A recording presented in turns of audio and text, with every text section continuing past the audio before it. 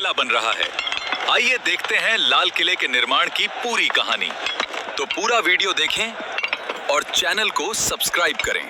वक्त इस दुनिया का सबसे बड़ा और सबसे क्रूर कहानीकार है। वक्त ने अपनी आंखों से न जाने कितने साम्राज्यों को बनते संवरते और फिर खाक में मिलते हुए देखा है। अगर दिल्ली की जमीन पर खड़ा होकर वक्त से पूछा जाए कि उसने इस शहर का सबसे सुनहरा और सबसे खौफनाक दौर कहाँ देखा है, तो उसकी उंगली लाल बलुआ पत्थर से बनी एक विशाल और भव्य इमारत की तरफ उठेगी, जिसे आज की दुनिया लाल किला के नाम से जानती है। लेकिन क्या आप जानते हैं कि जिस इमारत को हम लाल किला कहते हैं, उसका यह नाम कभी था ही नहीं। यह नाम तो बहुत बाद में अंग्रेजों की देन है, जिन्होंने इसकी लाल दीवारों को देखकर इसे यह नाम कहना शुरू कर दिया। इसका असली नाम तो किला ए मुबारक था, जिसका मतलब होता है एक भाग्यशाली या पवित्र किला। और इसकी कहानी शुरू होती है एक ऐसे बादशाह के ख्वाब से जिसे पत्थरों में जान फूंकने का शौक था। मुगल बादशाह शाहजहां। बात 1630 के दशक की है। मुगल साम्राज्य की राजधानी उस वक्त आगरा हुआ करती थी। आगरा शहर अपनी तंग गलियों, बढ़ती आबादी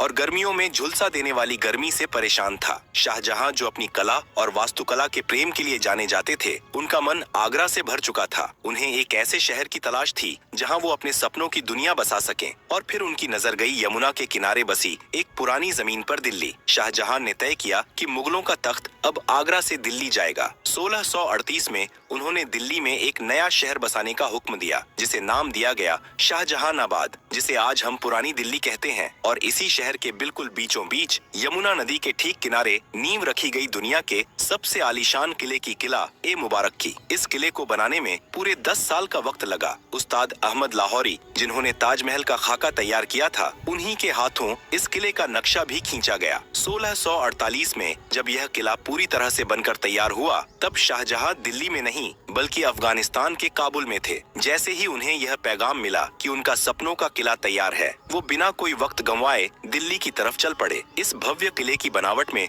जो सबसे खास चीज थी, वो थे इसके दरवाजे। लाल किले के 2 सबसे मुख्य प्रवेश द्वार हैं, दिल्ली दरवाजा और लाहौरी दरवाजा। दिल्ली दरवाजा वह द्वार था जहां से निकलकर शाहजहां अक्सर जुमे की नमाज अदा करने जामा मस्जिद जाया करते थे। लेकिन किले का सबसे अहम और शाही दरवाजा था लाहौरी दरवाजा। इसका नाम लाहौरी इसलिए पड़ा क्योंकि इसका मुंह लाहौर शहर की तरफ खुलता था। मुगलों के द्वार में आगरा, दिल्ली और लाहौर, ये तीनों शहर सत्ता के सबसे बड़े केंद्र थे। लेकिन आज जब आप लाहौरी दरवाजे को चांदनी चौक की तरफ से देखते हैं, तो आपको दरवाजा सीधा नजर नहीं आता, बल्कि उसके आगे एक बड़ी सी दीवार नजर आती है। यह दीवार शाहजहां ने नहीं बनवाई थी, इसे बनवाया था उनके बेटे और मुगल बादशाह औरंगजेब ने। औरंगजेब को लगता था कि लाहौरी दरवाजे से बाहर खड़ा होकर कोई भी आसानी से किले के अंदर की हलचल, यहाँ तक कि दीवान ए आम को देख सकता है। किले की सुरक्षा को बढ़ाने के लिए उसने दरवाजे के ठीक आगे एक घुमावदार दीवार खड़ी कर दी। उस वक्त शाहजहां अपने ही बेटे औरंगजेब द्वारा आगरा के किले में कैद थे। जब उन्हें पता चला कि औरंगजेब ने लाहौरी दरवाजे के आगे दीवार खड़ी कर दी है, तो उन्होंने भारी मन से औरंगजेब को एक खत लिखा था। उस खत में शाहजहां के अल्फाज कुछ यूं थे: बेटे, तुमने यह दीवार खड़ी करके किले को सुरक्षित नहीं किया है, बल्कि तुमने किले रूपी दुल्हन के चेहरे पर घूंघट डाल दिया है। इसी वजह से इतिहास में इस दीवार को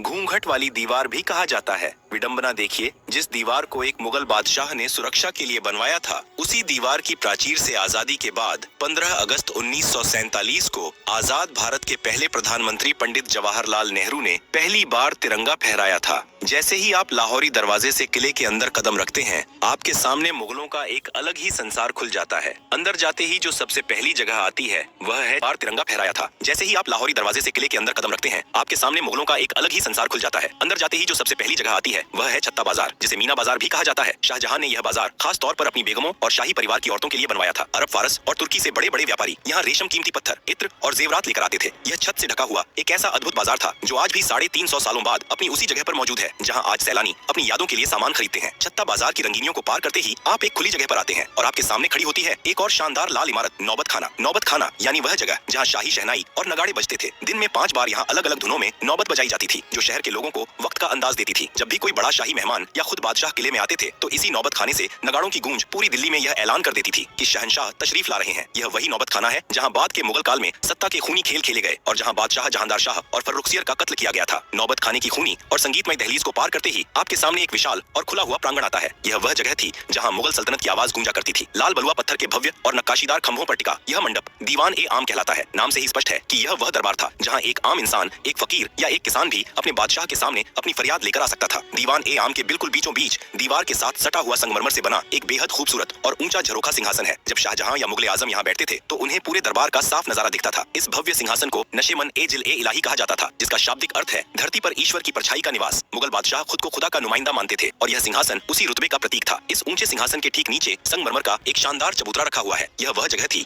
जहाँ वजीर ए आजम प्रधानमंत्री खड़े होकर आवाम की अर्जियां जोर जोर से पढ़ते थे और बादशाह सलामत ऊपर बैठकर अपना फैसला सुनाते थे। लेकिन दीवान ए आम के इस सिंहासन की सबसे अद्भुत चीज है इसके पीछे की दीवार। अगर आप कभी करीब से गौर करें तो इस काले संगमरमर की दीवार पर रंग बिरंगे कीमती पत्थरों को तराश कर बनाई गई एक ऐसी चित्रकारी है जिसकी मिसाल उस दौर में पूरी दुनिया में नहीं मिलती थी। पत्थरों के अंदर पत्थर जड़ने की इस नायाब कला को परचिनकारी कहा जाता है। इस बेमिसाल नक्काशी को एक मशहूर विदेशी कलाकार ने अपने हाथों से उकेरा था। इस दीवार पर पक्षियों, फूलों और यूनानी देवता की आकृतियां इतनी सजीव है कि लगता है जैसे पत्थर अब भी बोल पड़ेंगे। दीवान ए आम की इस आम दुनिया से निकलकर जब हम किले के और अंदरूनी हिस्सों की तरफ बढ़ते हैं तो वास्तुकला पूरी तरह बदल जाती है। लाल पत्थरों की जगह अब सफेद चमकता हुआ संगमरमर ले लेता है। यह मुगल साम्राज्य का सबसे सुरक्षित और खास इलाका था। दीवान ए खास, जैसा कि नाम से ही जाहिर है, यह बादशाह का वह निजी और शाही दरबार था जहाँ आवाम को आने की इजाजत नहीं थी। यहाँ केवल बादशाह के सबसे खास मंत्री, अमीर उमरा, रणनीतिकार, सेनापति और विदेशी मेहमान ही कदम रख सकते थे। दीवान ए खास की भव्यता का अंदाज आप इस बात से लगा सकते हैं कि किसी जमाने में इस पूरे महल की छत लकड़ी या पत्थर की नहीं बल्कि ठोस चांदी की बनी हुई थी। इसकी सफेद संगमरमर की दीवारों पर सोने का पानी चढ़ा था और फूल पत्तियों की बनावट में असली माणिक, नीलम पन्ना और पुखराज जैसे बेशकीमती रत्न जड़े थे। आज वहाँ दीवारों पर केवल वो खाली निशान और गड्ढे बचे हैं जिन्हें बाद में लुटेरों ने खुरच कर निकाल लिया था। इसी दीवान ए खास के बिल्कुल बीचों बीच रखा जाता था दुनिया का सबसे महंगा, सबसे आलीशान और सबसे चर्चित सिंहासन, तख्त ए ताऊस, जिसे दुनिया मयूर सिंहासन के नाम से जानती है। यह सिर्फ बैठने की जगह नहीं थी, यह मुगलों की अकूत दौलत का सबसे बड़ा सबूत था। शुद्ध सोने, चांदी और अनगिनत हीरे जवाहरात से बनी इस मसनद को बनाने में उस दौर में करोड़ों रुपए खर्च हुए थे। इस सिंहासन के ऊपरी हिस्से पर हीरे मोतियों से जड़े 2 मोर बने हुए थे और इसी तख्त ए ताऊस के ठीक बीच में जड़ा था मुगल सल्तनत का सबसे बड़ा गुरूर और दुनिया का सबसे नायाब हीरा कोहिनूर। जब बादशाह शाहजहां अपने शाही लिबास में इस तख्त पर बैठते थे तो उनके मुकुट और सिंहासन की चमक से पूरा दीवान एक खास रोशन हो उठता था। लेकिन वक्त की सुइयां हमेशा एक सी नहीं रहती। जिस महल ने दौलत और शानो शौकत का चरम देखा था उसने बर्बादी का वो खौफनाक मंजर भी देखा जिसकी कल्पना मुगलों ने ख्वाब में भी नहीं की थी। साल था 1739। ईरान का खूंखार बादशाह नादिर शाह मुगलों की कमजोरी और लाल किले की दौलत की महक सूंघता हुआ दिल्ली आ पहुंचा। उसने दिल्ली की सड़कों पर ऐसा खून खराबा मचाया कि यमुना का पानी लाल हो गया। जब नादिर शाह दीवान ए खास में दाखिल हुआ तो तख्त ए ताऊस को देखकर उसकी आंखें फटी रह गईं। नादिर शाह ने दीवान ए खास को बेरहमी से लूटा और लौटते वक्त अपने साथ दुनिया का सबसे बड़ा खजाना तख्त ए ताऊस और कोहिनूर हीरा ईरान ले गया। जो तख्त मुगलों की सबसे बड़ी पहचान था उसे ईरान ले जाकर टुकड़े टुकड़े कर दिया गया। इतिहासकार बताते हैं कि बाद में उस ऐतिहासिक मयूर सिंहासन के एक टूटे हुए निचले हिस्से को ईरान के तेहरान के एक संग्रहालय में आखिरी बार देखा गया था। दीवान ए खास की दौलत भले ही लुट गई हो, चांदी की छतें उखड़ गई हों और कोहिनूर छीन लिया गया हो, लेकिन इसकी दीवारों पर उकेरी गई कुछ लाइनें आज भी इसकी खोई हुई जन्नत की गवाही देती हैं। दीवान ए खास के मेहराबों पर फारसी भाषा में वे मशहूर पंक्तियां आज भी मौजूद हैं जिन्हें महाई कि उन्होंने इसे अपने इस महल में लिखवा दिया। अगर फिरदौस बर्रुए जमीन अस्त हमी अस्तो हमी अस्तो हमी अस्त, अर्थात अगर इस धरती पर कहीं स्वर्ग है तो वो यही है और बस यही है। भले ही आज वो कोहिनूर जड़ा तख्त न रहा हो, लेकिन जब आप उन सफेद संगमरमर के मेहराबों के बीच खड़े होकर इन लाइनों को पढ़ते हैं तो एक पल के लिए आप मुगलों के उस वैभवशाली दौर में पहुंच जाते हैं जहां सचमुच धरती का स्वर्ग इसी लाल किले के अंदर बसता था। दीवान ए खास की उस जन्नती और चकाचौंध से भरी दुनिया से जब हम लाल किले के और भी अंदरूनी और नितांत निजी हिस्सों की तरफ बढ़ते हैं तो वास्तुकला एक अलग ही रंग में रंग जाती है। इस्लामिक वास्तुकला में जन्नत का तस्वुर बिना बहते हुए पानी और बगीचों के अधूरा माना जाता है। शाहजहां जो बेहतरीन काम के मुरीद थे उन्होंने अपनी इस दिल्ली की जन्नत में जान फूंकने के लिए एक ऐसी नहर का निर्माण करवाया जो लाल किले के महलों के ठीक बीचों बीच से होकर गुजरती थी। इसे नाम दिया गया नहर ए बहिश्त यानी स्वर्ग की नहर। यह कोई आम पानी की नाली नहीं थी। यमुना नदी के पानी को एक खास तकनीक से लाल किले के अंदर लाया गया था। यह नहर ए बहिश्त संगमरमर से बने महलों के फर्श के बीच से खूबसूरत फव्वारों और फूलों की क्यारियों को चूमते हुए गुजरती थी। दिल्ली की झुलसा देने वाली गर्मियों में जब यह ठंडा पानी महलों के अंदर बहता था तो पूरे महल की आबो हवा वातानुकूलित हो जाती थी। पानी के बहने की वह मधुर कलकल आवाज और फव्वारों से उठती खुशबू महलों के अंदर मानो जादू कर देती थी। नहर ए बहिश्त का पानी सबसे पहले जिस शानदार महल से होकर गुजरता था वो था मुगल हरम का सबसे रंगीन और खूबसूरत हिस्सा रंग महल। नाम के ही अनुरूप यह रंगों का महल शाहजहां ने अपनी खास बेगमों, शहजादियों और शाही परिवार की औरतों के लिए बनवाया था। इस महल के बीचों बीच संगमरमर का एक बेहद खूबसूरत कमल के आकार का फव्वारा था जिसमें जब नहर ए बहिश्त का पानी गिरता था तो वह किसी खिले हुए फूल सा लगता था। रंग महल की छतों और दीवारों पर शीशे और बेशकीमती पत्थर इस तरह जड़े गए थे कि रात के वक्त जब यहाँ मोमबत्तियां जलाई जाती थीं तो पूरा महल तारों भरे आसमान की तरह झिलमिला उठता था। लेकिन वक्त का सितम देखिए, जिस रंग महल में कभी मुगल शहजादियों की पायलों की झंकार गूंजती थी और इत्र की महक हवाओं में तैरती थी, 1857 के गदर के बाद जब अंग्रेजों ने लाल किले पर कब्जा किया तो उन्होंने इस नायाब महल को अपनी सेना की रसोई में तब्दील कर दिया। उन क्रूर सैनिकों ने दीवारों पर जड़े सारे कीमती पत्थर और शीशे खुरच कर निकाल लिए और उस जन्नती महल की दीवारों को धुएं से काला कर दिया। रंग महल के ठीक बगल में एक और शानदार इमारत खड़ी है जिसका नाम है मुमताज महल। शाहजहां ने इस महल का नाम अपनी सबसे महबूब बेगम मुमताज महल की याद में रखा था, जिनकी मौत इस किले के बनने से कई साल पहले ही हो चुकी थी। मुमताज महल भी शाही औरतों का ही निवास स्थान था। यहाँ की निजता इतनी सख्त थी कि मुगल बादशाह और कुछ खास शहजादों के अलावा परिंदा भी यहाँ पर नहीं मार सकता था। लेकिन इस महल की तकदीर में भी एक गहरा दर्द लिखा था। जिस महल को प्यार की निशानी के तौर पर बनाया गया था, अंग्रेजों ने उसे ही एक खौफनाक कारागार में बदल दिया था। आजादी की लड़ाई में न जाने कितने ही क्रांतिकारियों ने इन संगमरमर की दीवारों के पीछे बेड़ियां पहनी थी। शाही औरतों के इन महलों के पास ही मुगल बादशाह का अपना सबसे निजी और खास महल था, जिसे खास महल कहा जाता था। यह शाहजहां का अपना निजी महल था, जिसके 3 मुख्य हिस्से थे। पहला था तस्बीह खाना, जहाँ बैठकर बादशाह अपने खुदा की इबादत करते थे, तस्बीह माला पढ़ते थे। दूसरा कमरा था ख्वाबगाह यानी सपनों का घर, जो मुगल बादशाह का निजी शयन कक्ष था। और तीसरा हिस्सा था बड़ी बैठक, जहाँ बादशाह अपनी फुर्सत की घड़ियों में आराम फरमाते थे और अपने सबसे करीबियों के साथ वक्त बिताते थे। इमारतों की इन भूल भुलैया से निकलकर जब आप किले के उत्तरी हिस्से में जाते हैं, तो वहाँ मुगलों का एक विशाल और जन्नत नशीम बगीचा हुआ करता था, जिसे हयात बख्श बाग कहा जाता था। फारसी में हयात बख्श का मतलब होता है जिंदगी देने वाला बाग। आज भले ही वहाँ सिर्फ घास के खाली मैदान बचे हैं, लेकिन एक दौर था जब यहाँ रंग बिरंगे और खुशबूदार फूलों के गलीचे बिछे रहते थे और बीच बीच में फव्वारे नाचते थे। इसी हयात बख्श बाग के दोनों सिरों पर 2 बिल्कुल एक जैसी दिखने वाली संगमरमर की इमारतें मंडप आमने सामने खड़ी हैं। लाल किले के पूरे इतिहास में इन 2 इमारतों का नाम सबसे अनोखा है। मुगल दौर में जहाँ हर इमारत का नाम फारसी भाषा में रखा गया था, जैसे दीवान ए आम नौबत खाना, वहीं इन 2 इमारतों का नाम शुद्ध हिंदी या हिंदुस्तानी महीनों के नाम पर रखा गया, सावन और भादो। क्या आप जानते हैं कि इनका यह नाम क्यों पड़ा? मुगलों को बारिश के मौसम से बेइंतहा मोहब्बत थी। सावन और भादो मानसून के वो 2 महीने हैं जब भारत में झमाझम बारिश होती है। इन दोनों मंडपों के अंदर एक ऐसा जादुई जल प्रणाली बनाया गया था कि जब नहर का पानी छत से होकर नीचे गिरता था, तो ऐसा लगता था मानो सावन और भादों की मूसलाधार बारिश हो रही हो। जब असली बारिश नहीं होती थी, तब भी शाही परिवार के लोग सावन और भादो मंडप में बैठकर कृत्रिम बारिश का लुत्फ उठाते हुए जन्नत का एहसास करते थे। सावन और भादों के उन हसीन और रोमानी मंडपों से जब हम आगे बढ़ते हैं, तो लाल किले की दास्तान अपने सबसे दर्दनाक और आखिरी पड़ाव पर पहुंच जाती है। हयात बख्श बाग के ही पास पानी के एक छोटे से तालाब के बीचों बीच लाल बलुआ पत्थर से बना एक छोटा सा महल खड़ी है जफर महल। यह कोई आम इमारत नहीं है, यह मुगल सल्तनत के बुझते हुए चिराग की आखिरी लौ थी। इस महल को मुगलों के आखिरी बादशाह बहादुर शाह जफर ने साल 1842 में बनवाया था। लाल किले के लगभग 200 सालों के निर्माण इतिहास में यह किसी भी मुगल बादशाह द्वारा बनवाई गई आखिरी इमारत थी। इसके बाद मुगलों के पास न तो इतना पैसा बचा था और न ही इतनी ताकत कि वो पत्थरों में अपनी दास्तान लिखवा सके। किले के पिछले हिस्से में एक ऐसा रहस्यमयी और खुफिया दरवाजा भी मौजूद था, जिसके बारे में बहुत कम लोग जानते हैं। इसे यमुना दरवाजा कहा जाता था। यह दरवाजा सीधा यमुना नदी की उफनती लहरों की तरफ खुलता था। इसी खुफिया दरवाजे से लगकर मुगल बादशाह की शाही और भव्य नाव खड़ी रहती थी। जब भी शहंशाह को दिल्ली की भीड़ भाड़ से दूर आगरा या लाहौर के सफर पर निकलना होता था, तो वो हाथी घोड़ों की बजाय इसी दरवाजे से अपनी शाही नाव पर सवार होकर पानी के रास्ते निकल जाया करते थे। लाल किले की विशाल प्राचीर से सटा हुआ ही एक और बेहद प्राचीन और खुरदुरा किला मौजूद है, जिसे सलीमगढ़ का किला कहा जाता है। यह किला लाल किले से भी पुराना है। इसे शेर शाह सूरी के बेटे सलीम शाह सूरी ने 1546 में बनवाया था। मुगलों ने यमुना नदी के ऊपर एक पुल बनवाकर अपने लाल किले को इस पुराने सलीमगढ़ के किले से जोड़ा दिया था। लेकिन वक्त का पहिया हमेशा मुगलों के हक में नहीं घूमा। 1857 की आजादी की पहली महान बगावत ने लाल किले की तकदीर और तस्वीर दोनों को हमेशा के लिए बदल कर रख दिया। जब अंग्रेजों ने आखिरकार दिल्ली और इस किले पर कब्जा किया, तो उन्होंने इसकी मुगल रूह को ही छलनी कर दिया। लाल किले के अंदर एक बेहद खूबसूरत और तिलिस्मी बाग हुआ करता था, मेहताब बाग, जिसका मतलब होता है चांदनी रात का बगीचा। अंग्रेजों ने अपनी नफरत में इस हसीन बगीचे को बेरहमी से उजाड़ दिया। फूलों और फव्वारों की जगह उन्होंने अपनी फौज के रहने के लिए भद्दी लाल ईंटों वाली नीरस इमारतें खड़ी कर दी। इन इमारतों को सैनिक कक्ष कहा जाता है। आज जब आप लाल किले में मुगल वास्तुकला की बारीक और रेशमी नक्काशी के ठीक सामने अंग्रेजों की बनाई इन चौकोर अंग्रेजी वास्तुकला की इमारतों को देखते हैं, तो दोनों के बीच का अंतर चीख चीख कर मुगलों के पतन और अंग्रेजों के जुल्म की गवाही देता है। अंग्रेजों ने लाल किले के लगभग 80% शाही महलों और बगीचों को नष्ट कर दिया था। लेकिन लाल किले के इतिहास का सबसे स्याह और रुला देने वाला दिन वह था जब इसी किले के अंदर, जहाँ कभी मुगल बादशाहों का एक इशारा पूरी दुनिया का कानून हुआ करता था, वहीं भारत के आखिरी बादशाह बहादुर शाह जफर को एक मुजरिम की तरह खड़ा किया गया। अंग्रेजों ने उन पर 1857 की क्रांति का सरगना होने का मुकदमा चलाया। विडंबना देखिए, जिस दीवाने खास पर बैठकर उनके पुरखे शाहजहां और औरंगजेब दुनिया भर के बादशाहों का इस्तकबाल करते थे, उसी महल में 82 साल के बूढ़े जफर को उनके ही वतन में देशद्रोही करार दे दिया गया। सजा के तौर पर अंग्रेजों ने इस बूढ़े बादशाह को